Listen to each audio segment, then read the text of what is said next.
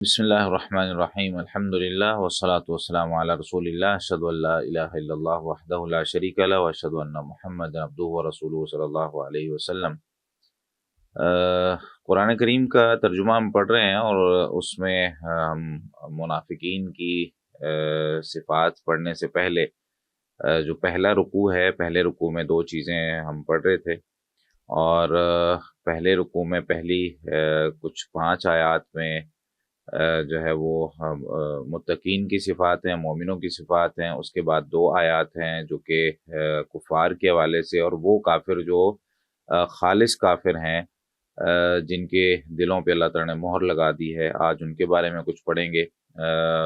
مومنوں کی جو صفات ہیں یا متقین کے جو صفات ہیں وہ ختم کرنے کے بعد، اور اس کے بعد پھر منافقین کی طرف یعنی اپنے دوسرے رکوع کی طرف چلیں گے۔ تو یہ سورۃ البقرہ کا ابتدائی حصہ ہے۔ تو آج جو آیت ہم نے پڑھنی ہے، اولئک علی ھدی من ربہم واولئک ھم المفلحون، یہاں سے مومنوں کی جہاں پہ صفات ختم ہو رہی ہے۔ تو ترجمہ ہم اس کا پڑھ چکے ہیں، لفظی ترجمہ، اب تفسیر ہم پڑھ رہے ہیں اس کی۔ اولئک علی ھدی من ربہم، اولئک یہی لوگ ہیں، علی ھدی جو بڑی ہدایت پر ہیں، من ربہم اپنے رب کی طرف سے۔ یہ جو اولئک ہے یہ اسم اشارہ استعمال ہوتا ہے، اور اس میں ان لوگوں کی طرف اشارہ کیا جا رہا ہے جن کا تذکرہ ابھی پیچھے گزرا ہے آیات میں، کہ وہ صفات جو ان آیات میں ذکر ہوئی ہیں اگر وہ کسی شخص میں آ جائیں، ایک تو وہ متقی ہو جائے گا، اور دوسرا جو سب سے بڑی چیز ہے کہ یہ ہدایت پر ہوگا، یعنی اللہ تعالیٰ کی طرف سے ایک خاص ہدایت ہے۔ اس ہدایت پر کون لوگ ہوں گے؟ جو یہ 5 صفات کون سی ہیں جی؟ یہ یہاں پر میں نے ان کو بلکہ 6 صفات ہیں یہاں پہ، یہ 6 صفات ان کے اندر ہوں گی تو وہ شخص جو ہے نا وہ بڑی ہدایت پر ہوگا۔ وہ 6 صفات کون سی ہیں متقین کی؟ سب سے پہلی صفت یہاں پہ جو ذکر ہوئی ہے، الذین یؤمنون بالغیب۔ یہ متقی کون ہیں؟ جو غیب پر ایمان لاتے ہیں، یعنی بن دیکھے ایمان لاتے ہیں۔ اس کی تشریح ساری ہو چکی ہے۔ پہلی صفت کیا ہے کہ غیب پر ایمان لاتے ہیں، وَيُقِيمُونَ الصَّلَاةَ، اور نماز کو قائم کرتے ہیں۔ نماز کو قائم کرنا، اس پہ بھی تفصیل سے بات ہو چکی ہے۔ وَمِمَّا رَزَقْنَاهُمْ يُنْفِقُونَ، اور ان چیزوں میں سے جو ہم نے ان کو دیا ہے وہ خرچ کرتے ہیں۔ تو یہ 3 صفات ہو گئی۔ اسی طریقے سے قرآن اور سنت پر ایمان لاتے ہیں، وَالَّذِينَ يُؤْمِنُونَ بِمَا أُنزِلَ إِلَيْكَ، آپ پر جو نازل کیا گیا اس پر ایمان لاتے ہیں۔ نبی کریم صلی اللہ علیہ وسلم پر دونوں چیزیں نازل ہوئی ہیں، ٹھیک ہے؟ یہ بات کبھی بھی نہیں کرنی چاہیے کہ نبی کریم صلی اللہ علیہ وسلم پر صرف قرآن نازل ہوا ہے، نہیں، نبی کریم صلی اللہ علیہ وسلم پر قرآن اور حدیث دونوں نازل ہوئے ہیں، اور دونوں کی ہی حفاظت کا ذمہ اللہ تعالیٰ نے لیا ہوا ہے۔ 5ویں صفت کیا ہے؟ جو پچھلی کتابیں ہیں ان پر بھی ایمان لانا، وما انزل من قبلک، اور جو آپ سے پہلے کی چیزیں ہیں، آپ سے پہلے کی کتابیں ہیں، ان پر بھی یہ لوگ ایمان لاتے ہیں۔ وبالآخرۃ ہم یوقنون، اور آخرت پر یہ لوگ یقین رکھتے ہیں۔ تو یہ جو 6 صفات ہیں نا، یہ متقین کی صفات ہیں جو سورہ بقرہ کے شروع میں ذکر ہوئی ہیں۔ اب ہم نے کیا کرنا ہے؟ ہم نے یہاں پر ان صفات کو اپنے اندر پیدا کرنے کی کوشش کرنی ہے تاکہ ہم کیا بنیں؟ متقین بن جائیں، اور اس کے بدلے ہمیں انعام کیا ملنا ہے؟ یہاں پر انعام ذکر کیا گیا ہے، اولئک علی ھدی من ربہم، یہی لوگ ہیں جو اپنے رب کی طرف سے بڑی ہدایت پر ہیں۔ تو بڑی ہدایت چاہیے تو اس کے لیے کیا کرنا پڑے گا؟ یہ 6 صفات اپنے اندر لانی پڑیں گی۔ دوسرا انعام کیا ہے ان کے لیے؟ وَأُولَئِكَ هُمُ الْمُفْلِحُونَ، اور یہی لوگ ہیں جو حقیقی کامیاب ہیں یا مکمل طور پر کامیاب ہیں۔ اب کامیابی اصل میں کیا ہے؟ سیدنا عبداللہ بن عباس، تفسیر تبری کی میں نے یہاں پہ روایت ذکر کی ہوئی ہے، سیدنا عبداللہ بن عباس رضی اللہ تعالیٰ عنہ فرماتے ہیں کہ الذین ادرکوا ما طلبوا،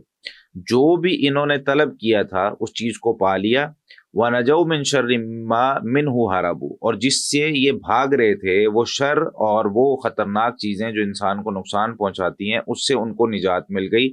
یہ ہے اصل کامیابی۔ اصل کامیابی یہ نہیں ہے کہ انسان جو ہے وہ صرف اپنی خواہشات پوری کرتا رہے اور اپنے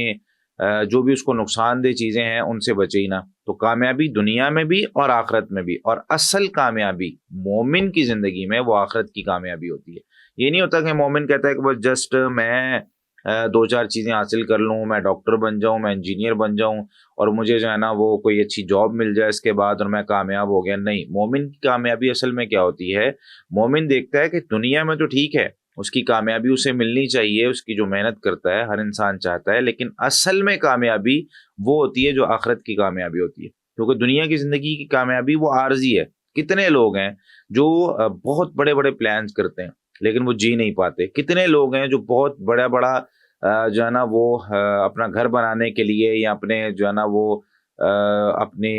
کاروبار میں بہت سارا انویسٹمنٹ کر دیتے ہیں، لیکن اس کے باوجود جب اس سے پھل حاصل کرنے کا ایک وقت آتا ہے اس وقت اس دنیا سے چلے جاتے ہیں۔ کتنے لوگ ہیں جو ایک بہت بڑا پلاٹ لیتے ہیں کہ بھئی میں یہاں پر اپنا جو ہے نا وہ گھر بناؤں گا، حویلی بناؤں گا، کوئی محل بناؤں گا، لیکن وہ اس محل کو دیکھنے سے پہلے اس دنیا سے چلے جاتے ہیں۔ تو دنیا کی زندگی کی ڈیفینیشن تو نبی کریم صلی اللہ علیہ وسلم نے بتا دی کہ اعمار امتی ما بین 60 الی 70، کہ میری امت کی عمریں 60 سے 70 سال کے درمیان ہوں گی، وَأَقَلُّهُم مَّن يَجُوزُ ذَلِكَ، اور بہت کم ایسے لوگ ہوں گے جو اس سے تجاوز کریں گے، یعنی 80 سال، 90 سال، 100 سال۔ تو جب پتہ ہے بھائی کہ عمر اتنی کم ہے اور اصل زندگی آخرت کی زندگی ہے، وہیں جانا ہے جہاں ایک دفعہ چلے گئے تو دوبارہ موت نہیں آنی، موت کو ذبح کر دیا جائے گا، ختم ہو جائے گی، دوبارہ جینا مرنا ختم ہو جائے گا۔ تو جو کرنا ہے اس زندگی کے لیے کرنا ہے۔ تو آج اگر محنت کر لیں گے، یہ متقین کی صفات اپنے اندر لے آئیں گے اور اس کے ساتھ ساتھ کامیاب ہونے کی سوچیں گے اور اللہ تعالیٰ کی طرف سے ہدایت اور رہنمائی لینی ہے، تو یہ کام کرنے پڑیں گے۔ اگلی آیت کی طرف چلتے ہیں۔ ان الذین کفروا، بے شک وہ لوگ جنہوں نے کفر کیا۔ اب یہاں سے جو ہے وہ دو آیتیں کفار کے بارے میں نازل ہو گئی، کفار کے بارے میں ہمیں بتایا جا رہا ہے، اور یہ وہ کفار ہیں جو خالص کفار ہیں۔ یعنی خالص کفار کا کیا مطلب ہے، ابھی ہم اس میں جو تفسیر ہے اس میں آپ کو بتاتا ہوں کہ ان الذین کفروا، بے شک وہ لوگ جنہوں نے کفر کیا۔ اب یہاں کفر سے یعنی جنہوں نے کفر کیا، تو ایک تو یہاں پہ مشرکین عرب مراد ہیں، ٹھیک ہے، یہ جو عرب کے مشرکین ہیں وہ مراد ہیں، اور دوسرے کلبی کہتے ہیں، اس سے یہود مراد ہیں، ٹھیک ہے۔ تو یہودی اور مشرکین عرب یہ زیادہ تر اس سے مراد ہیں، اور باقی بھی جتنے بھی کفار ہیں وہ سب اس کے اندر آتے ہیں، لیکن جس طرح میں بار بار کہہ رہا ہوں کہ وہ کفار جو خالص کفار ہیں، یعنی جن کا جو ہے وہ اسلام لانے کا کبھی کوئی ارادہ ہی نہیں تھا، اور وہ اسلام کو ہمیشہ اس کے خلاف رہتے تھے۔ آگے انشاءاللہ اس کی تفصیل میں بیان کرتا ہوں۔ والکفر والجحود، کفر کسے کہتے ہیں بھئی؟ ایک بندہ ہے جس نے کفر کیا تو ہم کہتے ہیں کہ بھئی اس نے کفر کیا، تو کفر کا اصل معنی تو ہوتا ہے انکار کر دینا، جھٹلا دینا کسی بھی چیز سے، یار مجھے نہیں چاہیے، ٹھیک ہے، تو یہ بندہ کفر کر رہا ہے۔ اچھا، پھر کفر کے درجات ہوتے ہیں، وہ بھی میں آپ کو بتاتا ہوں۔ وَأَصْلُهُ مِنَ السَّتْرِ، یا جو ہے نا وہ اصلہ، یہ اس کی جو اصل ہے، یعنی لغوی طور پر اگر اس کا معنی دیکھیں تو یہ جو ہے نا وہ الستر سے ہے، یعنی پردہ کرنا، پردہ کسی چیز کے پیچھے چلے جانا یا ڈھانپ لینا کسی چیز کو۔ اور کہتے ہیں کہ لغوی طور پر نا ایک لفظ استعمال کرتے ہیں عرب کے لوگ، سمی اللیل کافرن، کہتے ہیں کہ رات کا نام بھی نا کافر رکھا گیا ہے، کیوں؟ لأنه یستر الاشیاء بظلمتہ، کیونکہ یہ جو ہے نا رات کو اندھیرا ہو جاتا ہے، اور رات اندھیرے کی وجہ سے ساری چیزوں کو ڈھانپ لیتی ہے، اور اندھیرے کی وجہ سے کچھ چیزیں نظر نہیں آ رہی ہوتی ہیں ہمیں، بلکہ کچھ بھی نہیں نظر آ رہا ہوتا۔ ایک چاند کی روشنی ہو تو چلو اس میں ہم دیکھ سکتے ہیں، لیکن جب رات ہوتی ہے، چاند کی روشنی بھی نہیں ہے، تو اس وقت ہوتا کیا ہے کہ بالکل اندھیرا ہو جاتا ہے، تو اب اس اندھیرے میں کچھ نظر نہیں آ رہا ہوتا، اس کو کہتے ہیں کفر، اس کو کہتے ہیں کافر۔ کیوں کافر کہتے ہیں جی؟ یہ اس کو ڈھانپ لیتی ہے، بالکل اندھیرا، پتہ ہی نہیں چل رہا ہوتا کیا ہے۔ اسی طریقے سے کافر جو ہے اس کی زندگی میں بھی اندھیرا آ جاتا ہے، اس کی جو ہے نا اس کو کوئی ہدایت، اس کو کوئی روشنی مل ہی نہیں رہی ہوتی۔ تو یہ اس کا لفظی ترجمہ ہے۔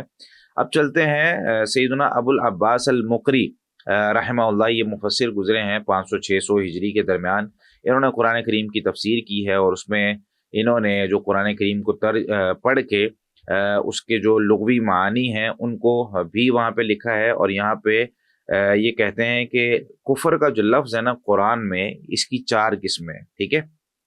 اگر قرآن میں کہیں لفظ آتا ہے کہ اس نے کفر کیا، یا وہ کفر کرتا ہے، یا کوئی بھی اس طرح کا کوئی لفظ آتا ہے کہ کافروا بھی، انہوں نے اس کے، تو اس کا کیا معنی ہو سکتا ہے، یہ کتنے معنی ہو سکتے ہیں؟ یا میں ایک ہی جگہ آپ لوگوں کو وہ معنی بتا رہا ہوں کہ کفر کا یہ معنی بھی ہو سکتا ہے، یہ بھی ہو سکتا ہے، یہ بھی ہو سکتا ہے، اور یہ بھی ہو سکتا ہے، تاکہ جہاں کہیں جو معنی فٹ ہو رہا ہو ہم اس کو وہاں پہ لگا دیں۔ کیونکہ نا عربی میں اس طرح بھی ہوتا ہے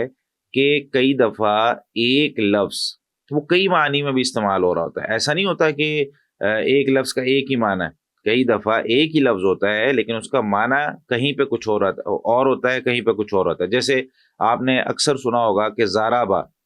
اس کا معنی ہوتا ہے اس نے مارا, لیکن زاراب اللہ مثلا قرآن میں اللہ تعالیٰ نے اس کو جو ہے نا بیان کرنے کے معنی میں استعمال کیا ہے کہ ضرب اللہ مثلا, اللہ تعالیٰ نے مثال بیان کی, تو یہاں پر بیان کرنے کے معنی میں آ گیا. تو لفظ کئی دفعہ ایک ہی ہوتا ہے لیکن معنی, کیونکہ عربی جو ہے نا دنیا کی سب سے وسیع ترین زبان ہے, دوسرے نمبر پر انگلش آتی ہے. بڑی زبان جو زیادہ بولی جا رہی ہے وہ تو انگلش ہے, لیکن وسیع اپنی وسعت کے اعتبار سے جو ہے نا وہ عربی سب سے وسیع زبان ہے. عربی میں ایک ایک لفظ بہت سارے معنی کے لیے استعمال ہو رہا ہوتا ہے. تو اس میں جو ہے نا وہ کفر قرآن کریم میں ابو العباس فرماتے ہیں رحمہ اللہ تعالیٰ کہ 4 قسمیں ہیں, اس کی 4 معنی میں استعمال ہوتا ہے. پہلا جو کفر ہے وہ کہتے ہیں ستر التوحید و تغطیتہ, یعنی توحید کو ڈھانپ لینا, توحید کے مقابلے میں اس کو استعمال کرنا,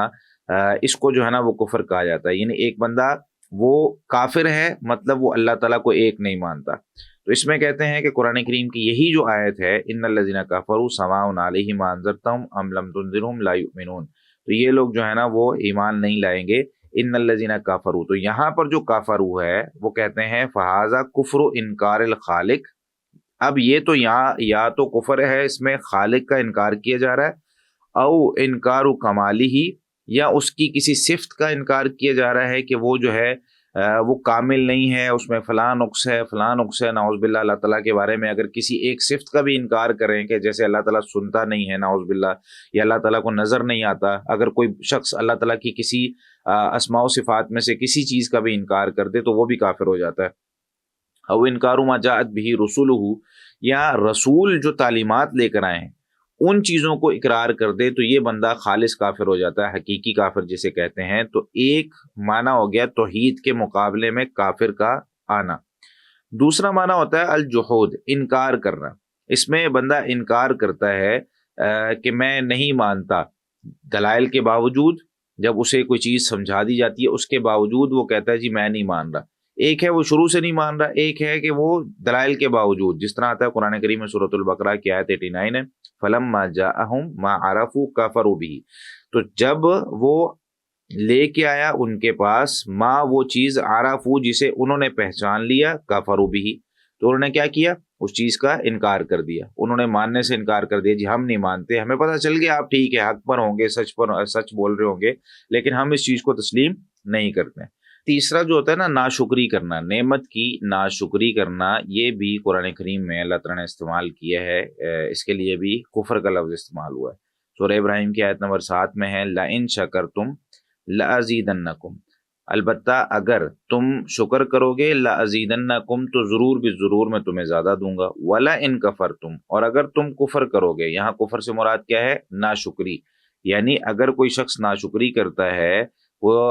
کسی بھی قسم سے ہو سکتی ہے, وہ ہمارے عمل سے ناشکری ہو سکتی ہے, ہماری باتوں سے ہو سکتی ہے, یعنی زبان کے ذریعے سے ہو سکتی ہے. تو ناشکری اگر کوئی بندہ کرتا ہے, نعمت کو ضائع کر رہا ہے, یہ بھی ناشکری ہے. اور زبان سے کہتا ہے جی مجھے تو کچھ ملا ہی نہیں, میں تو ہمیشہ تکلیفوں میں رہتا ہوں, میں تو ہمیشہ آزمائشوں میں رہتا ہوں, کبھی یہ تکلیف کبھی وہ تکلیف, کسی چیز کا شکر ہی نہیں ادا کر رہا. تو اللہ تعالیٰ نے فرمایا کہ وَلَئِن كَفَرْتُمْ, اور اگر تم ناشکری کرو گے, تو یہاں پہ کفر کرو گے کا معنی ناشکری کرنے کا ہوگا ان عذابی لشدید, تو یقیناً میرا عذاب یقیناً سخت ہے. اور وشکروا لی ولا تکفرون, اور تم میرا شکر کرو, ولا تکفرونی, اور میری ناشکری نہ کرو. ٹھیک ہے, تو یہ ناشکری کے معنی میں آ جائے گا. ایسے ہی سورہ نمل کی آیت نمبر 40 میں بھی ہے قال ھذا من فضل ربی, انہوں نے کہا کہ یہ میرے رب کا فضل ہے, لیبلوانی, تاکہ وہ مجھے آزمائے, اشکر ام اکفر, کہ میں شکر کرتا ہوں یا ناشکری کرتا ہوں. ٹھیک ہے, تو یہاں شکر کے مقابلے میں جو ہے نا کفر استعمال ہوا ہے, تو ہمیں فوری طور پر پتہ چل جانا چاہیے کہ یہاں ترجمہ ناشکری کرنا ہے. ٹھیک ہے, یہاں وہ کفر نہیں کرنا ہے کہ میں شکر کرتا ہوں یا میں کفر کرتا ہوں, یعنی شکر کے مقابلے میں بندہ فوری طور پر اسلام سے تھوڑی نکل جائے گا. چوتھا جو معنی ہے وہ البراء, یعنی برات کا اعلان کرنا کہ بھائی تم جو کر رہے ہو وہ میں نہیں کر سکتا. ٹھیک ہے, تمہارا کام الگ ہے, میرا کام الگ ہے. تو یہاں اللہ تعالیٰ نے فرمایا کہ انا براء منکم ومما تعبدون من دون اللہ، بے شک ہم بری ہیں تم سے اور ان چیزوں سے کہ جن کی تم اللہ کو چھوڑ کر عبادت کرتے ہو، کفرنا بکم، ہم نے تم سے برات کا اعلان کر دیا، ہمارا تمہارے ساتھ کوئی تعلق نہیں ہے۔ اور اسی طریقے سے قیامت کے دن بھی سورہ عنکبوت کی آیت نمبر 25 میں ہے، ثم یوم القیامت یکفر بعضکم ببعض، پھر قیامت کا دن ہوگا، یکفر بعضکم ببعض، تم میں سے بعض سے برات کا اعلان کر رہا ہوگا، کہے گا میں نہیں اس کو جانتا، میرا اس کے ساتھ کوئی تعلق نہیں ہے بھائی، یہ جو بھی کرتا تھا اپنا کرتا تھا، میں نے اس کو جو ہے نا وہ زبردستی نہیں اس طرف لگایا تھا، تو میں اگر جو ہے نا وہ یہ مجھ پر الزام لگا رہا ہے کہ اس نے مجھے اس طرح کہا تھا، تو یہ جو ہے نا وہ میرا اس کے ساتھ کوئی تعلق نہیں ہے۔ اللہ اکبر۔ تو یہ چار معنی کفر کے قرآن کریم میں، اگر کفر آتا ہے نا قرآن کریم میں، تو چار معنی کے لیے استعمال ہوتا ہے۔ پہلا معنی کیا ہے؟ توحید کے مقابلے میں کافر ہو جانا۔ دوسرا معنی کیا ہے؟ انکار کرنا، دلائل کو دیکھتے ہوئے بھی پھر بھی بندہ انکار کر رہا ہوتا ہے۔ تیسرا معنی کیا ہے اس میں؟ تیسرا معنی ہے ناشکری، کہ بندہ جو ہے نا وہ نعمتوں کی ناشکری کر رہا ہوتا ہے۔ چوتھا معنی اس میں کیا ہے کہ برات، یعنی بری ہو جانا، کہ میرا اس سے کوئی تعلق نہیں ہے۔ تو یہ چار معنی میں استعمال ہوتا ہے۔ تو یہاں کس معنی میں ہے؟ یہاں پہلے معنی میں، یعنی وہ لوگ جو توحید کا، اللہ تعالیٰ کا بالکل انکار کرتے ہیں یا رسولوں کا انکار کرتے ہیں، تو ایسے جو لوگ جو ضدی ہیں، ہٹ درم ہیں اور بڑے سخت قسم کے ہیں، ایسے لوگوں کے بارے میں اللہ تعالیٰ نے پھر کیا اعلان کیا ہے؟ ان الذین کفروا سواء علیہم، ایسے لوگوں کے بارے میں نا جو خالص کافر ہیں، یعنی انہوں نے اللہ کا ہی انکار کر دیا اور کسی صورت بھی اسلام کو تسلیم نہیں کر رہے، یا رسولوں کا انکار کر دیا، وہ کہتے ہیں جی ہم مانتے ہی نہیں، ان کو سمجھایا گیا، بار بار سمجھایا جا رہا ہے، لیکن وہ اس کو تسلیم کرنے کے لیے راضی ہی نہیں ہے۔ اب ایک وقت اس طرح کا آتا ہے کہ اللہ تعالیٰ فرماتے ہیں نبی کریم صلی اللہ علیہ وسلم کو کہ سواء علیہم انذرتہم ام لم تنذرہم لا یؤمنون، اے نبی سواء علیہم، سواء برابر ہے، علیہم ان پر، انذرتہم کہ آپ نے ان کو ڈرایا ہو، ام لم تنذرہم یا نہ ڈرایا ہو، لا یؤمنون وہ ایمان نہیں لائیں گے۔ یہاں پر ایک تو انذار کا معنی کیا ہے؟ انذار کا معنی ہوتا ہے اعلام مع تخویف و تحذیر، یعنی کسی کو ڈرانا، کسی کو خبر دینا، اعلام کہتے ہیں خبر دینا، اور تخفیف ہوتا ہے ڈر، و تحذیر، اور دونوں یہ جو ہے نا وہ ڈر کے معنی میں ہوتے ہیں، یعنی کسی کو بتانا کہ فلاں کام ہونے والا ہے اور اس سے ڈرانا کہ اللہ نے حساب لینا ہے، اللہ تعالیٰ ہے، اللہ تعالیٰ نے تم سے سوال کرنے ہیں، آخرت آنی ہے، تم سے جو ہے نا حساب و کتاب ہونا ہے۔ تو یہ ایک بتانا جو ہوتا ہے نا، اس کو کہتے ہیں انذرتہم، عربی کے اندر انذار کہا جاتا ہے، یعنی کسی کو ڈرانا۔ تو ڈرانا ایسے نہیں ہوتا، دیکھیں دو قسم کا ڈرانا ہو گیا نا، ایک تو ہم دروازے کے پیچھے چھپ کے کسی کو ڈرا رہے ہیں، یہ وہ والا ڈرانا نہیں ہے، یہ والا کسی کو بتا کے کہ بھائی یہ ہونے والا ہے، بھائی پیچھے سے پانی آنے والا ہے، پیچھے سے جو ہے نا وہ کوئی یہاں پہ کوئی تار ننگی ہے، یعنی کسی کو جب بتا کر کسی چیز سے ڈرایا جاتا ہے نا، تو اس کو انذار کہا جاتا ہے۔ یعنی آپ ان کو انذار کریں یا نہ کریں، آپ نے ان کو ڈرایا ہو یا نہ ڈرایا ہو، ٹھیک ہے، لا یؤمنون، یہ لوگ ایمان نہیں لائیں گے۔ اچھا، اب یہ دیکھیں کتنا ایک بڑی ایک بات ہے یہاں پر کہ اللہ تعالیٰ نے یہاں پر ان کے اگلی آیت میں بھی اس کی میں تفسیر آپ کو بیان کرتا ہوں کہ اللہ تعالیٰ نے ان پر مہر لگا دی ہے کہ اتنے یہ سخت لوگ تھے۔ یہاں پر دو اردو تفسیروں سے بھی میں نے جو ہے نا وہ تفسیر یہاں پر نقل کی ہے، جیسے کہ ایک یہ احسن البیان سے میں نے عبارت نقل کی ہے، اس میں کیا ہے کہ نبی کریم صلی اللہ علیہ وسلم کی یہ شدید خواہش تھی کہ سب مسلمان ہو جائیں، اور اسی حساب سے آپ صلی اللہ علیہ وسلم کوشش کرتے تھے، لیکن اللہ تعالیٰ نے فرمایا کہ ایمان ان کے نصیب میں ہے ہی نہیں۔ یہ وہ چند مخصوص لوگ ہیں جن کے دلوں پر مہر لگ چکی ہے، جیسے ابو جہل، ابو لہب وغیرہ، ورنہ آپ صلی اللہ علیہ وسلم کی دعوت و تبلیغ سے بے شمار لوگ مسلمان ہوتے، حتیٰ کہ پورا جزیرہ عرب اسلام کے سایہ عاطفت میں آ گیا۔ تو یہاں اصل بیان میں مفسر یہ فرماتے ہیں کہ نبی کریم صلی اللہ علیہ وسلم کی جو خواہش تھی نا، اس وجہ سے آپ صلی اللہ علیہ وسلم بہت پریشان رہتے تھے کہ میں دعوت دے رہا ہوں، یہ بندہ دعوت قبول ہی نہیں کر رہا، اور بار بار اس کے پیچھے جا رہے ہیں۔ تو جب ایک مشن بڑا ہوتا ہے نا، اس مشن کے اندر، بڑے مشن میں، مثال کے طور پر ایک بندہ ہے، ایک بندے نے یہاں پر 10 لوگوں کو دعوت دینی ہے، 10 لوگوں کے لیے کام کرنا ہے، اور وہ ایک بندے کے پاس جاتا ہے، ایک بندہ اپنے قصے لے کر بیٹھ گیا اور وہ بات ہی نہیں مان رہا، اس کو جو سمجھایا جا رہا ہے وہ اس کا انکار کر رہا ہے۔ اب کیا وہ 9 لوگوں کو بھی چھوڑ دیا جائے اور اس ایک کے پیچھے ہی لگا رہے بندہ، اور اس کو کہے کہ بھائی تو بات مان لے، سن لے، سمجھ لے،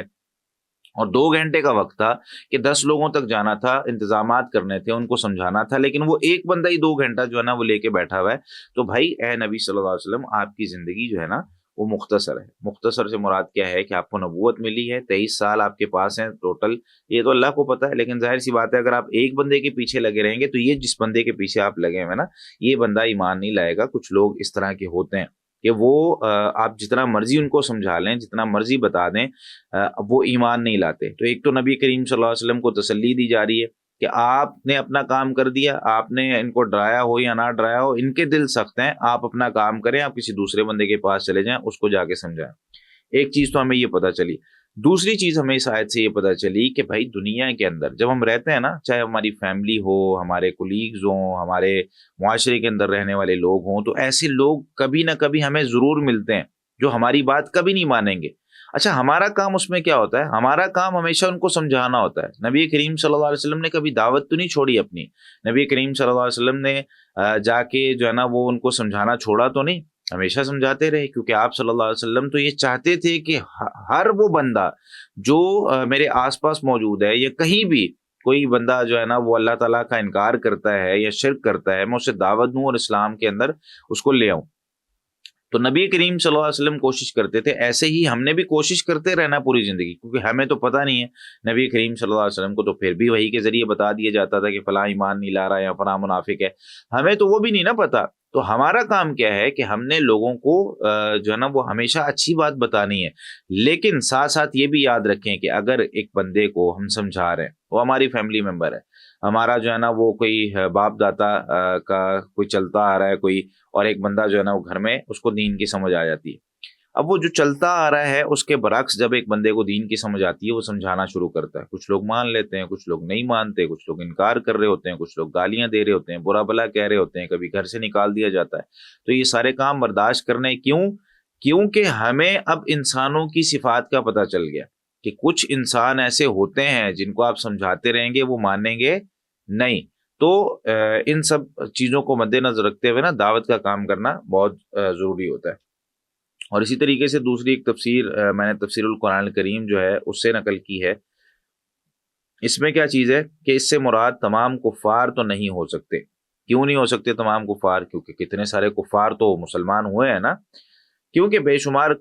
کافر دعوت کے نتیجے میں ایمان لائے اور لا رہے ہیں، اب بھی جو ہے نا کافر مسلمان ہوتے ہیں۔ اس لیے یہاں مراد وہ لوگ ہیں جو پچھلی آیات میں مذکورہ 6 چیزوں کا یا ان میں سے بعض کا انکار کر دیتے ہیں، یعنی پچھلی جو 6 متقین کی صفات ذکر ہوئی تھی، یا تو آخرت پر ایمان نہیں لاتے، یا کتابوں میں سے کسی پر ایمان نہیں لاتے، یا رسول اللہ صلی اللہ علیہ وسلم پر ایمان نہیں لا رہے، مطلب کسی نہ کسی چیز کا ایک کا انکار کر دیا انہوں نے، اور ہر درمی کی اس حد تک پہنچ گئے کہ اگر یہ حق بھی ہو تو ہم اسے نہیں مانیں گے، یعنی انہوں نے نا یہ کہنا شروع کر دیا بھائی حق ہے بھی میں نہیں مانتا۔ اب یہ کیا بات ہوئی بھائی؟ ایک چیز دلیل بھی ہے اور تم نے اس کو پہچانتے بھی ہو، تمہارے سامنے دلائل بھی موجود ہیں، ہر چیز تمہارے سامنے موجود ہے، لیکن اس کے باوجود تم کہہ رہے ہو ہم نے نہیں ماننا، تو اب کیا چیز ہے بھائی؟ تو ان کا حل کیا ہوتا ہے ایسے لوگوں کے بارے میں؟ جیسے بعض یہود مدینہ ہیں، سورہ بقرہ کی آیت 146 میں اس کی تفصیل پڑھی جا سکتی ہے، اور ابو جہل اور اس کے ساتھی وغیرہ، سورہ انفال آیت نمبر 32 میں اس کی تفصیل ہے۔ جب کوئی طے کر لے کہ میں نے ماننا ہی نہیں تو اسے ایمان کیسے نصیب ہو سکتا ہے؟ یعنی دیکھیں نا، اچھا یہاں پہ بھی مثالیں دی ہوئی ہیں، بلکہ سوئے ہوئے کو جگایا جاتا ہے، جاگے ہوئے مدہوش کو کون جگا سکتا ہے؟ اس کے معنی یہ نہیں کہ ڈرانا بالکل فضول ہے، بلکہ اللہ تعالیٰ کا پیغام ہر شخص تک پہنچانا فرض ہے،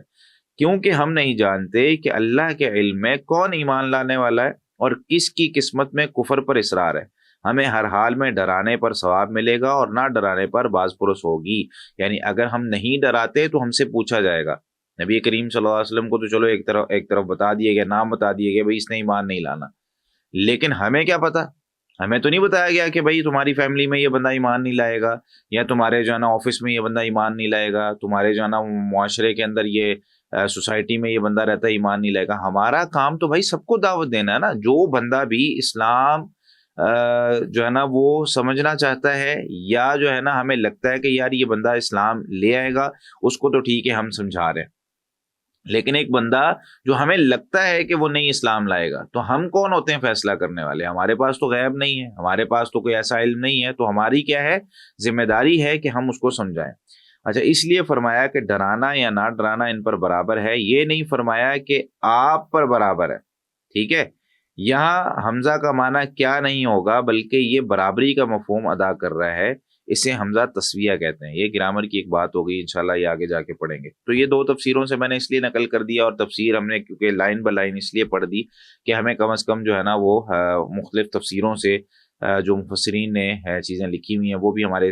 سامنے سے گزر جائے۔ تو آپ کہہ سکتے ہیں کہ اس آیت میں نے تفسیر احسن البیان کو بھی پڑھا ہے، تفسیر القرآن الکریم کو بھی پڑھا ہے، اور اس کے ساتھ ساتھ میں نے تفسیر بغوی سے بھی یہ تفسیر پڑھی ہے۔ تو یعنی 3 تفسیروں سے آج ہم نے اس کو سیکھا۔ باقی میں نے کافی ساری تفسیریں پڑھی ہیں، ظاہر سی بات ہے، تو میں ان ساری تفسیروں سے، لیکن جو چیزیں میں نے آپ کو بیان کرنی ہوتی ہیں بحوالہ، تو میں وہ یہاں پہ لکھ لیتا ہوں۔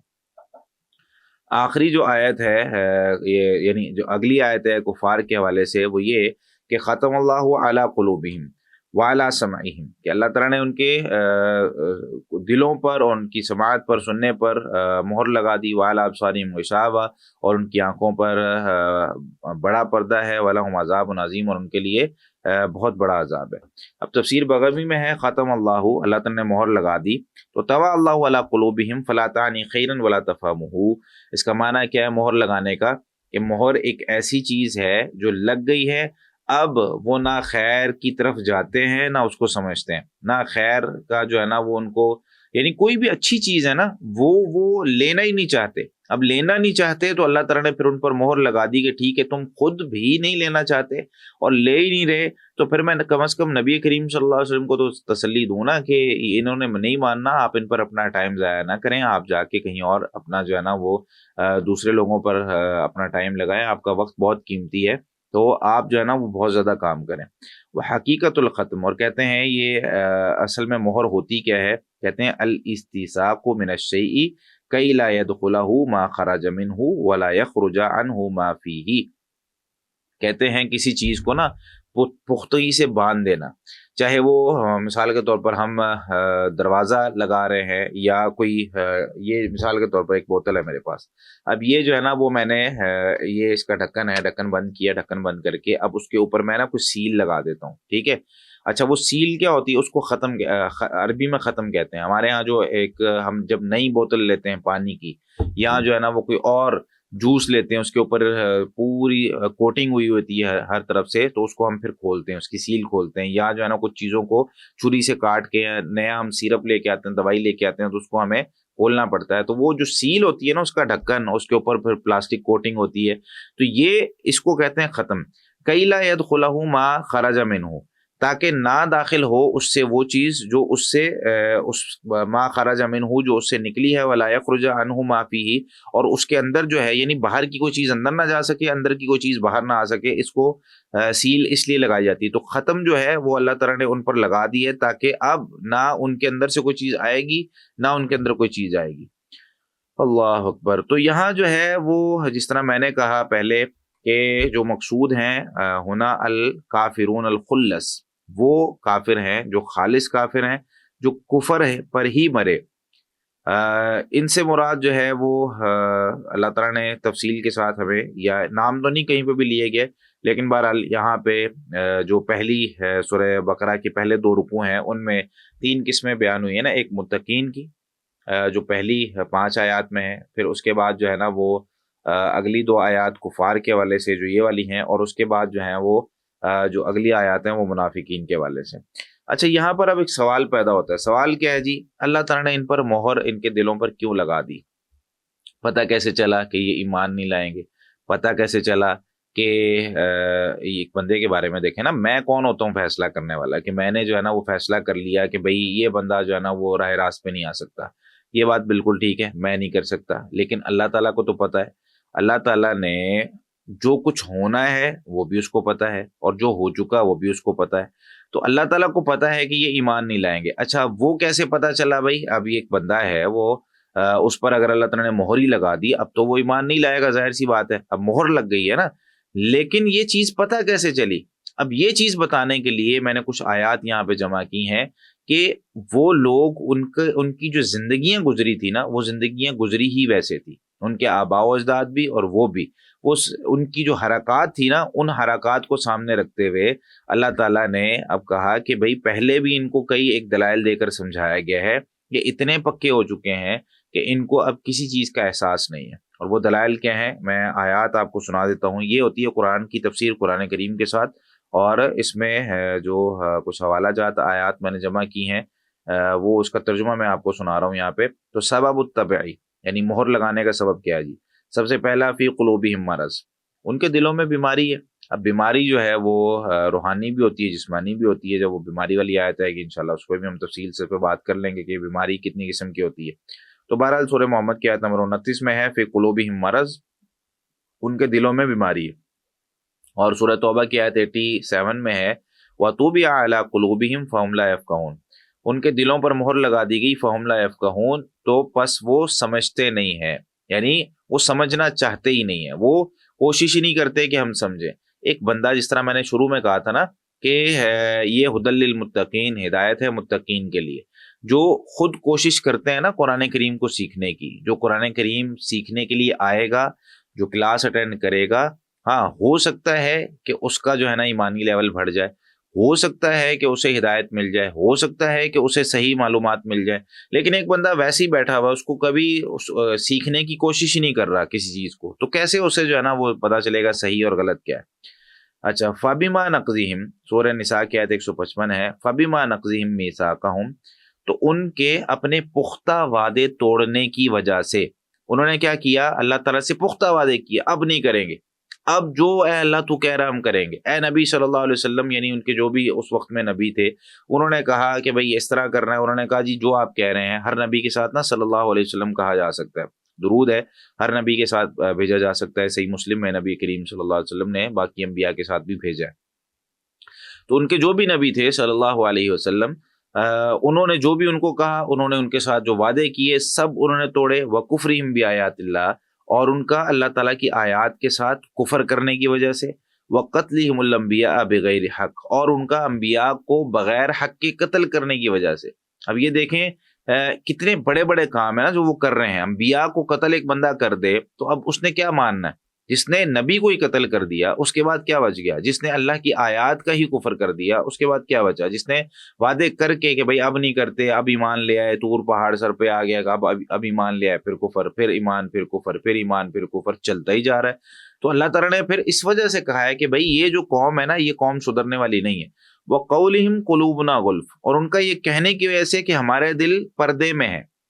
بل طبع اللہ علیہ بکفرہم، اب وہ کہتے ہیں کہ ہمارے دل پردے میں ہے، جب کوئی خاص نصیحت، خاص کوئی بات، خاص کوئی اس کے فائدے کی چیز آئے گی تب ہم مانیں گے۔ لیکن اللہ تعالیٰ نے کیا فرمایا؟ بل طبع اللہ علیہ بکفرہم، بلکہ اللہ تعالیٰ نے ان کے کفر کی وجہ سے ان پر مہر لگائی ہے۔ فلا یؤمنون الا قلیلا، نہیں وہ ایمان لاتے مگر تھوڑی سی باتیں کہیں ادھر ادھر کی اگر ان کے مفاد کی ہوں تو وہ اس پر ایمان لے آتے ہیں، وگرنہ صورت دیگر ساری چیزوں کا انکار کر رہے ہیں۔ اب ایک بندہ وہ کفر پہ کفر کیے جا رہا ہے، اب ایک بندہ وہ انکار پہ انکار کیے جا رہا ہے، اور مسلسل اس کی ہٹ درمی، اور یہاں تک پہنچ گیا ہے کہ اس کا دل اتنا سخت ہو گیا ہے کہ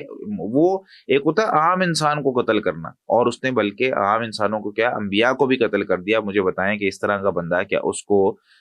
ہدایت مل سکتی ہے، یا وہ کبھی آئے گا ہدایت کی طرف؟ اسی طریقے سے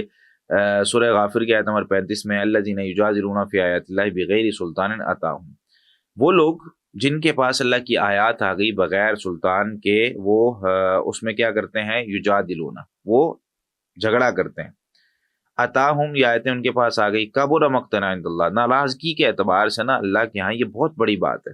وعند الذین آمنوا، اور ان لوگوں کے ہاں بھی جو ایمان لائے، یعنی اللہ تعالیٰ کی آیات میں جھگڑتے جا رہے ہیں۔ کوئی بھی آیت ان کو پیش کر دو، کوئی بھی دلیل پیش کر دو، اس میں کہتے ہیں نہیں اس کا یہ مطلب نہیں ہو سکتا، نہیں اس کا یہ مطلب نہیں ہے۔ اور بھائی جب ایک بندے کو سمجھا رہا ہو نا بندہ، دیکھیں میں آپ کو ایک اپنے مطلب زندگی سے بلکہ اس کی ایک کامن سی ایک چھوٹی سی مثال دیتا ہوں۔ ایک سورج سامنے ہو، سر پہ سورج ہے یہاں پہ،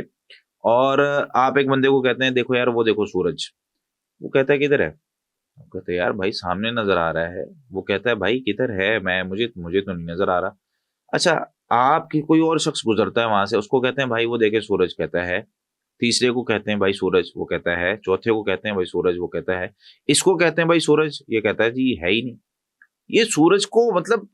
ایسا اگنور کر رہا ہے، تو اس بندے کو پھر ہم لوگ کیا کرتے ہیں پھر؟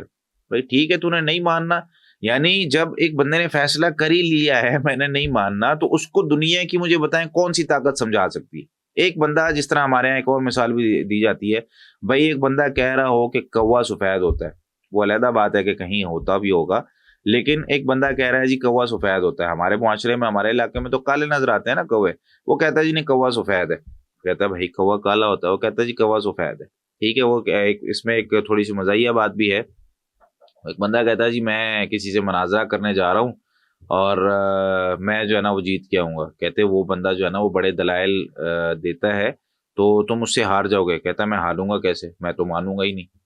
یعنی ایک بندہ جو ہے وہ جب یہ سوچ لے نا کہ میں نے ماننا ہی نہیں ہے، تو بھائی دنیا کی کوئی طاقت پھر اسے سمجھا نہیں سکتی۔ تو یہی حالت جو ہے نا ان لوگوں کی تھی، وَعِندَ الَّذِينَ آمَنُوا كَذَلِكَ يَطْبَعُ اللَّهُ عَلَى كُلِّ قَلْبِ مُتَكَبِّرٍ جَبَّارٍ، اسی طرح اللہ تعالیٰ مہر لگا دیتا ہے عَلَى كُلِّ قَلْبِ مُتَكَبِّرٍ،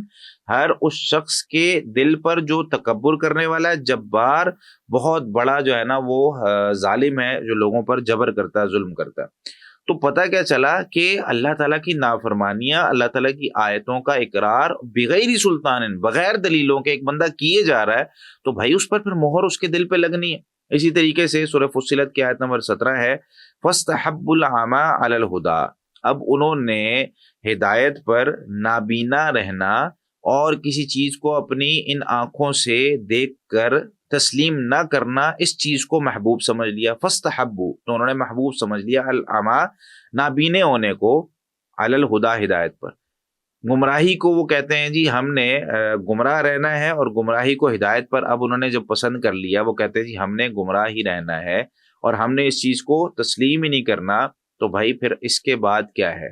اس کے بعد جو ہے وہ انسان کے لیے، جب ایک بندہ کی چیز کو سامنے دیکھتے ہوئے بھی آنکھیں بند کر کے بیٹھا، جی میں نے نہیں ماننا اس کو، میں نے تسلیم نہیں کرنا، میں نے گمراہ ہی رہنا ہے، تو بس ٹھیک ہے بھائی، پھر تو اگر گمراہ رہنا چاہتا ہے، تو ماننا ہی نہیں چاہتا، تو اصرار کر رہا ہے اپنی گمراہی پر، تو ٹھیک ہے پھر۔ آگے سورہ بقرہ کی آیت نمبر 16 میں اللہ تعالیٰ نے فرمایا اولئک الذین اشتروا الضلالہ، یہی وہ لوگ ہیں جنہوں نے ضلالت کو خریدا ہے بالہدا، ہدایت کے بدلے۔ ایک ہوتا ہے کہ بندہ اس کو پتہ نہیں تھا، وہ علیحدہ بات ہے، ایک بندہ جس کے پاس علم نہیں پہنچا، وہ علیحدہ بات ہے، ایک بندہ گمراہی خرید رہا ہے، خود جاتا ہے غلط لوگوں کے پاس، غلط علم لیتا ہے، خود جاتا ہے غلط چیزیں جو ہے نا وہ اکٹھی کرتا ہے اور اپنے زندگی کے اندر اس کو لاتا ہے، تو ایسے وہ لوگ جنہوں نے گمراہی کو ہدایت کے بدلے خریدا ہے، یعنی ہدایت ان کو مل رہی ہے، ہر جگہ سے ان کو سمجھانے کی کوشش کی جا رہی ہے، وہ کہہ رہے ہیں جی نہیں میں نے گمراہی رہنا ہے، میں نے جانا ہی نہیں، ہم جائیں گے درس سننا پڑے گا، عمل کرنا پڑے گا، تو یہ بھائی مشکل ہے۔ تو اللہ تعالیٰ فرماتے ہیں فما ربحت تجارتہم، تو ان کی تجارت نے ان کو فائدہ نہیں دیا، وما کانوا مہتدین، اور وہ ہدایت پانے والے بھی نہیں تھے۔ اگلی جو ہے سورہ بقرہ کی آیت 175 میں ہے اولئک الذین اشتروا الضلالۃ بالہدی والعذاب بالمغفرہ، یہ وہ لوگ ہیں جنہوں نے ضلالت کو، گمراہی کو ہدایت کے بدلے اور عذاب کو مغفرت کے بدلے خریدا، یعنی یہ جان بوجھ کر عذاب کو خرید رہے ہیں، یہ کہتے ہیں جی ہمیں جانا جہنم میں، ٹھیک ہے جو مرضی ہے عذاب لے آؤ، جو تم سزا کہہ رہے ہو وہ لے آؤ، جو بھی یہ کہہ رہے ہیں وہ سب، فما اصبرهم علی النار، تو کتنے زیادہ یہ صبر کرنے والے ہیں آگ پر، یعنی اللہ تعالیٰ ان کو جو ہے نا وہ اب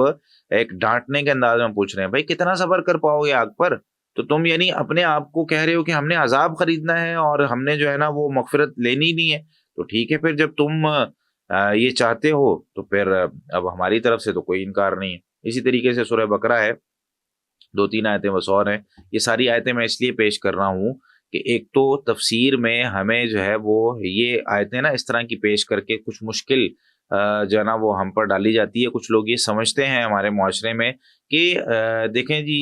ہدایت تو اللہ تعالیٰ کے پاس ہے، اللہ تعالیٰ جب چاہے گا دے دے گا، تو ہو سکتا ہے کہ اللہ تعالیٰ نے ہم پر مہر لگائی ہوئی ہو، ہم ان لوگوں، بھائی ہمیں نہیں پتہ، ہمارا کام دنیا میں کوشش کرنا ہوتا ہے، ہمارا کام توبہ اور استغفار کرنا ہوتا ہے، لوگوں کو دین کی طرف لانا ہوتا ہے، ہمیں کیا پتا کہ کون اس طرح کا ہے، تو ہمیشہ توبہ اور استغفار کرنی چاہیے کہ اللہ ہمیں ان لوگوں میں سے نہ بنا دینا کہ جن کے دلوں پہ مہر لگی ہوئی ہے،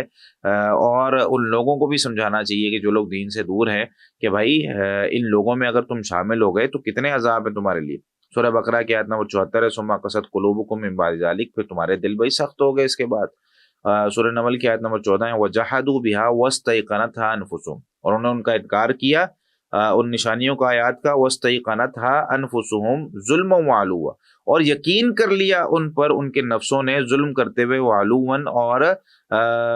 بڑے بنتے ہوئے کہ بھائی ہم جو ہے وہ جو کر رہے ہیں وہ صحیح ہے۔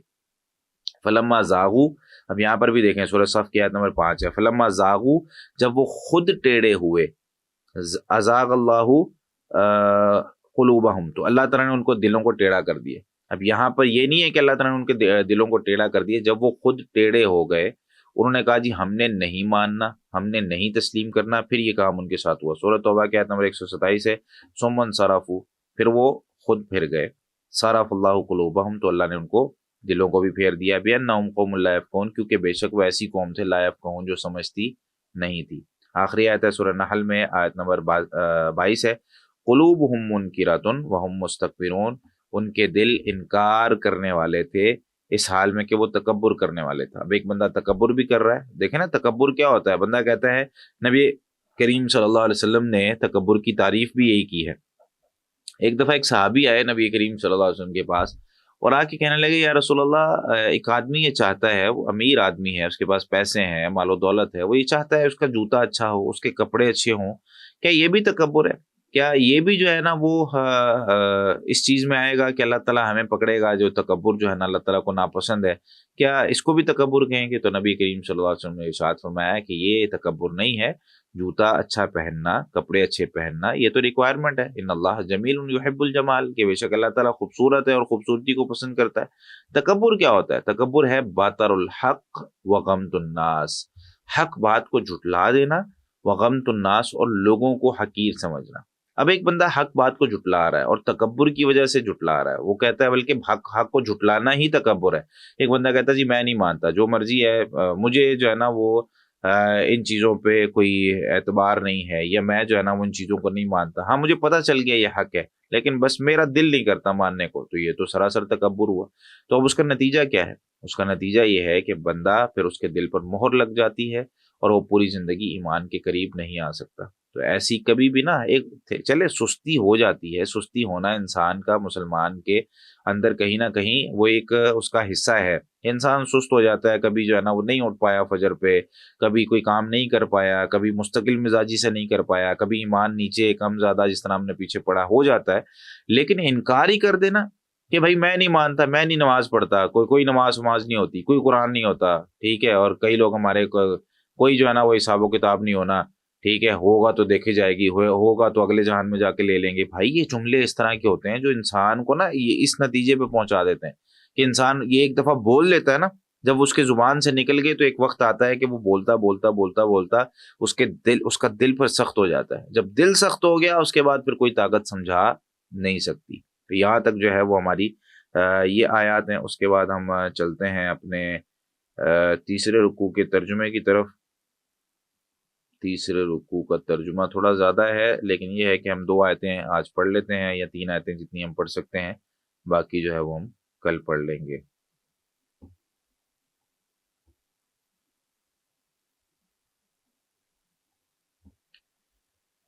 جی تو رکوع نمبر 2 ہمارا جو ہے نا وہ یہاں سے شروع ہو رہا ہے انشاءاللہ۔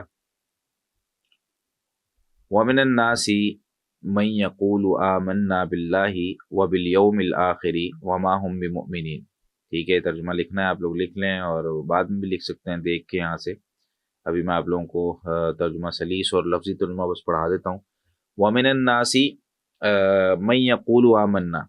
اور لوگوں میں سے کچھ وہ ہیں جو کہتے ہیں ہم اللہ پر اور آخرت کے دن پر ایمان لائے، وما ہم بمؤمنین، حالانکہ وہ ہرگز مومن نہیں۔ ومن، اور سے، الناس، لوگوں میں، من، جو، یقولو، کہتے ہیں، آمنا، ہم ایمان لائے، باللہ، اللہ پر، وبالیوم الآخری، وبالیوم، اور دن پر، الآخری، آخرت کے، وما، حالانکہ ہرگز نہیں ہے، ہم، وہ، بمؤمنین، مومن۔ یہ جو ہرگز ہے نا، ہرگز، یہ ترجمہ ہے با کا، ٹھیک ہے، بمؤمنین میں جو با ہے اس کا ترجمہ ہرگز ہے، لیکن وہ یہاں پہ وما کے ساتھ لکھ دیا گیا، حالانکہ ہرگز نہیں، ٹھیک ہے۔ حالانکہ نہیں یہاں پر ماں کے نیچے آپ کر لیں وما حالانکہ نہیں ہم وہ بمؤمنین ہرگز مومن، یعنی وہ ہرگز ایمان لانے والے نہیں ہیں، ومن الناسی اور لوگوں میں سے من جو یقولو کہتے ہیں آمنا باللہ ہم اللہ پر ایمان لائے وبالیوم الآخری اور آخرت کے دن پر، وما ہم بمؤمنین حالانکہ وہ ہرگز مومن نہیں ہیں۔ تو یہاں سے منافقین کی بات ہو رہی ہے، آگے جب ہم تفسیر پڑھیں گے تو پھر انشاءاللہ وہاں سے آپ کو میں بتا دوں گا۔ اگلی آیت پر چلتے ہیں۔ یخادعون اللہ، اچھا کسی لفظ کا ترجمہ سمجھ میں نہ آئے تو پوچھ لیا کریں، 10 دفعہ بھی سوال کریں گے برا نہیں لگے گا، ٹھیک ہے؟ لیکن جب آپ سبق سناتے ہوئے غلطی کر رہے ہوتے ہیں یا اسی وہ طریقے سے اسی پیٹرن سے سنا رہے ہوتے ہیں جو پرانے ہیں، تو اس میں اور اس میں فرق یہ ہے کہ ہم جو ہے نا وہ کوشش کرتے ہیں کہ ہم گرامر کے لحاظ سے ترجمہ کریں اور ایک ایک لفظ کا ترجمہ کریں۔ یہاں پہ دیکھیں آپ کسی لفظ کا ترجمہ چھوڑا نہیں گیا، ٹھیک ہے؟ واو کا ترجمہ ہے اور، من کا ترجمہ ہے سے، ٹھیک ہے؟ الناس کا ترجمہ ہے لوگوں میں، من جو یقولو کہتے ہیں آمنا ہم ایمان لائے باللہ اللہ پر، وبالیوم الآخر اور دن پر، الآخر آخرت کے، وما حالانکہ، واو کا ترجمہ حالانکہ، ما نہیں، ہم وہ بمؤمنین ہرگز ایمان لانے والے۔ اب با کا ترجمہ مجھے بتائیں کہ کون سے اس میں لکھا ہوتا ہے یہاں پر، وما ہم بمؤمنین، آپ ترجمہ والے قرآن کھول کے دیکھیں نا ذرا جا کے، آپ کو بہت کم ترجمے میں یہ ہرگز والا ترجمہ جو ہے نا وہ وہاں پہ شاید ہی کہیں پہ آپ کو ملے۔ تو یہ گرامر کے لحاظ سے ترجمہ ہے، اس پہ نا فوکس کیا کریں، اس والے ترجمے پر، یہ والا یاد ہو جائے گا نا انشاءاللہ تو کبھی بھی آپ کو جو ہے نا وہ کوئی مسئلہ نہیں ہوگا۔ یخادعون اللہ والذین آمنوا، وہ اللہ سے دھوکے بازی کرتے ہیں اور ان لوگوں سے جو ایمان لائے، وما یخدعون الا انفسهم وما یشعرون، حالانکہ وہ نہیں دھوکہ دیتے الا انفسهم، حالانکہ وہ اپنی جانوں کے سوا کسی کو دھوکہ نہیں دے رہے، وما یشعرون اور وہ شعور نہیں رکھتے۔ ترجمہ دوبارہ سن لیں، اللہ سے دھوکے بازی کرتے ہیں اور ان لوگوں سے جو ایمان لائے، حالانکہ وہ اپنی جانوں کے سوا کسی کو دھوکہ نہیں دے رہے اور وہ شعور نہیں رکھتے۔ لفظی ترجمہ کرتے ہیں، یخادعون وہ دھوکے بازی کرتے ہیں، دھوکہ بازی کرتے ہیں اللہ اللہ سے۔ اچھا وہ کیسے کرتے ہیں وہ تفسیر میں ہم انشاءاللہ پڑھیں گے۔ والذین اور ان لوگوں سے آمنو جو ایمان لائے، وما اور حالانکہ نہیں، ٹھیک ہے؟ یہاں پہ واو کا ترجمہ اور نہیں ہوتا، یہ بات یاد رکھیں۔ ایک ہوتا ہے واو جو اور کے معنی میں ہے، وہ واو عاطفہ ہوتا ہے، ٹھیک ہے؟ گرامر کی ایک بات ہے، لکھ لیں گرامر والے حصے میں، ایک واو ہوتا ہے عاطفہ، ایک واو ہوتا ہے حالیہ، ٹھیک ہے؟ واو عاطفہ جو ہوتا ہے عین الف طا فا ہے، ٹھیک ہے؟ عین الف طا فا بھی میرے پاس وائٹ بورڈ نہیں، وہ بلیک بورڈ نہیں ہے، وہ سائڈ پہ تھوڑا پڑا ہوا ہے، کل انشاءاللہ اس کو بھی استعمال کریں گے۔ تو عاطفہ یہ وہ واو ہوتا ہے جس کا معنی ہم اور کرتے ہیں، ٹھیک ہے؟ یہ واو حالیہ ہے، جس طرح پیچھے بھی ہم نے پچھلی آیت میں بھی کیا، اس میں بھی کیا، تو اس واو کا ترجمہ اور نہیں کرتے، ٹھیک ہے؟ اس کو بھی یاد رکھیں۔ وما حالانکہ نہیں، یخدعون وہ دھوکہ دے رہے، الا مگر، علاوہ یا سوا کوئی بھی ترجمہ کر سکتے ہیں، انفسہم اپنی جانوں کے، وما اور نہیں ہے وہ یشعرون شعور رکھتے۔ یہاں پر اور ترجمہ ہے، یہاں پہ جو ہے نا حالیہ والا ترجمہ نہیں کریں گے، وما اور نہیں ہے وہ یا نہیں وہ یشعرون شعور رکھتے، ٹھیک ہے؟ فی قلوبہم مرض، فی قلوبہم ان کے، فی قلوبہم مرض فزادہم اللہ مرضا ولہم عذاب علیم بما کانوا یکذبون، ان کے دلوں میں ہی ایک بیماری ہے، یہ ایک بیماری مرض، ٹھیک ہے؟ مفرد لفظ ہے تو اس لیے ایک بیماری کی گئی ہے، فزادہم اللہ مرضا تو اللہ نے انہیں بیماری میں اور بڑھا دیا، وَلَهُمْ عَذَابٌ علیم اور ان کے لیے دردناک عذاب ہے، بما کانوا یکذبون، یہ جو با ہے یہ اس کو کہتے ہیں با سببیہ، سبب بیان کرنے کے لیے آیا یہاں پہ، بما کانوا یکذبون اس وجہ سے کہ وہ جھوٹ کہتے تھے۔ اب وہ بیماری کیوں ہے دیکھیں، یہ ایک اور وجہ یہاں پہ ذکر ہو گئی، وہ جھوٹ بولتے ہیں، وہ جو ہے نا جب ایک بندہ وہ بار بار جھوٹ بولتا ہے تو ان کے دلوں میں پھر اس بیماری کی وجہ سے وہ جھوٹ بول رہا ہے، بیماری کیا ہے وہ بھی انشاءاللہ تفسیر میں ہم پڑھیں گے۔ لفظی ترجمہ دیکھ لیں، فی قلوبہم ان کے دلوں میں ہی، مرض ایک بیماری ہے۔ اچھا ان کے دلوں میں ہی، یہ جو ہی ترجمہ کیا گیا نا یہ اس وجہ سے کہ جار مجرور پہلے آ گیا۔ آپ کو میں نے ایک قاعدہ ذکر کیا تھا سورہ فاتحہ میں کہ ضمیر یا جار مجرور پہلے آ جائے نا تو تو اس کا ترجمہ وہ حسر والا کیا جاتا ہے، ٹھیک ہے، جیسے ایاک نعبد، صرف تیری ہم عبادت کرتے ہیں، تو یہاں فی قلوبہم ان کے دلوں میں ہی مرض بیماری ہے، فزادہم فا کا ترجمہ ہے تو، زیادہ بڑھا دیا، ہم انہیں، فزادہم تو بڑھا دیا انہیں، اللہ نے مرضن بیماری میں، وَلَهُمْ اور ان کے لیے عذاب عذاب ہے، علیم دردناک، ایک ہوتا ہے عین کے ساتھ علیم، وہ علیم ہوتا ہے جاننے والا، بہت زیادہ جاننے والا، ایک ہوتا ہے علیم، یہاں جس طرح آیا ہے حمزہ کے ساتھ، تو یہ علیم جو ہے یہ کیا ہے، یہ علیم دردناک ہے، بیما اس وجہ سے، با سببی ہے، ٹھیک ہے، سبب بیان کرنے کے لیے جو بات ہے نا حروف جر ہوتا ہے، اور سبب بیان کرنے کے لیے، وجہ بیان کرنے کے لیے آتا ہے کہ یہ کام اس وجہ سے ہوا ہے، تو اس بات کو جو ہے نا یہاں پہ ذکر کیا گیا، بیما اس وجہ سے، کان و یکذبون کہ وہ جھوٹ کہتے تھے۔ تو یہاں تک جو ہے وہ اس کو رکھتے ہیں، آپ لوگوں کا سوال کا ٹائم جو ہے نا، پھر باقی جو ہے وہ انشاءاللہ یہاں سے کل ترجمہ پورا کریں گے اور پھر اس کی تفسیر کی طرف چلیں گے۔